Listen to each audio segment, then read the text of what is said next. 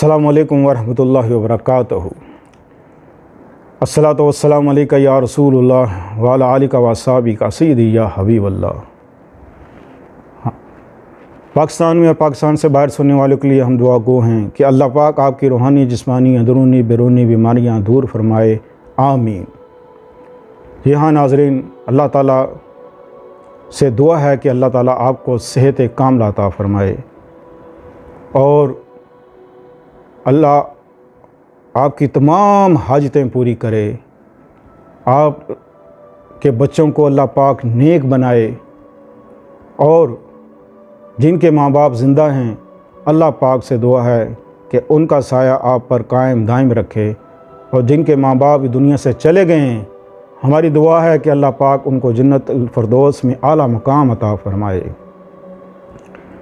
अल्लाह पाक ने कुरान पाक में इरशाद फरमाया कि 3 शख्स जो अपने बाग में गए, उन्होंने रात को इरादा किया कि हम सुबह होते ही अपने बाग में जाएंगे और वहाँ से मेवा तोड़ेंगे। इस बार हमारे जो बाग हैं वो बहुत फल लाएं और बहुत भरे हुए हैं। तो हम सुबह होते ही इस बाग में जाएंगे और सारा बाग जो मेवा है वो तोड़ लेंगे और रास्ते में से किसी से बात नहीं करेंगे। रास्ते में कोई भी मिले उससे बात हरगिज़ नहीं करनी। ये कहकर वो सो गए और सुबह के वक्त जब वो गए, घर से निकले और जब अपने बाग में पहुँचे तो क्या देखते हैं कि बाग बिल्कुल उजड़े हुए हैं, तबाह हुए, बर्बाद हो गए। ऐसा लगता है कि यहाँ बाग है ही नहीं। कहने लगे उफ, ये हम किसी गलत जगह पे आ गए, ये तो हमारे बाग है ही नहीं। तो उन्होंने कहा ये हमारे ही बाग हैं।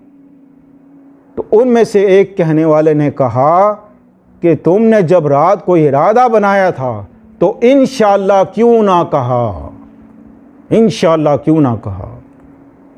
तो जिस काम का भी इरादा करें आप, जिस काम का भी इरादा करें, हर नेक काम के लिए सबसे पहले दिल से आप इंशाअल्लाह कहें।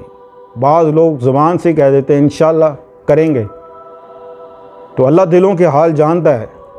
जो दिल से इरादा करते हैं और कहते हैं इंशाअल्लाह कल मैं ये करूँगा, तो फिर अल्लाह पाक क्या फरमाते हैं, क्या मेरे बंदे तू इंशाअल्लाह कह और फिर मुझ पे छोड़ दे, फिर मुझ पर छोड़ दे।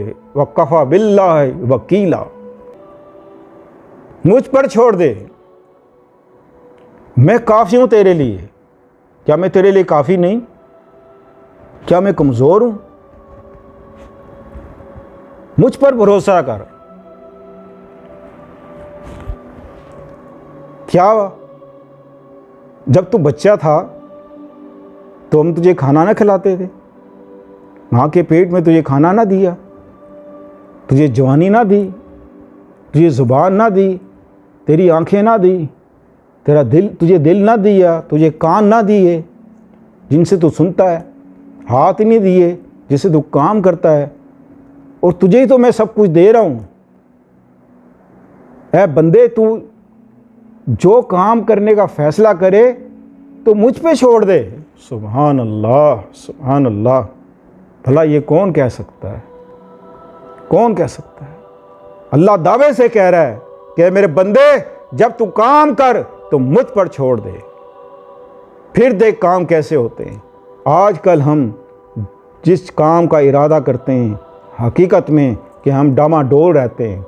हम कहते हैं ये काम होगा या नहीं होगा, होगा या नहीं होगा। ये हमारे ईमान की बहुत ही कमज़ोरी है। जब किसी काम का इरादा कर लो तो अल्लाह पर छोड़ दो। वक़फ़ा बिल्लाहि वकीला। इसको पढ़ने से, इसको कसरत से पढ़ने से इंशाअल्लाह अज़ीज़ अल्लाह ताला आपकी तमाम मुश्किलें, तमाम परेशानियां अल्लाह पाक दूर फरमाएगा। आप हाँ किसी को मिसाल के तौर पर कोई बेगुनाह इंसान जेल में चला गया, آپ نے وکیل کرایا، وکیل کرانے کے بعد آپ یہ ارادہ کر لیں کہ یہ اب اللہ کے حوالے ہے، ہمارا بندہ بے گناہ ہے، ہم نے کیس کیا لڑائی، تو انشاءاللہ عزیز ہم یہ فیصلہ اب اللہ پہ چھوڑتے ہیں، تو انشاءاللہ عزیز اللہ کے حکم سے وہ جیل سے باہر ہو جائے گا۔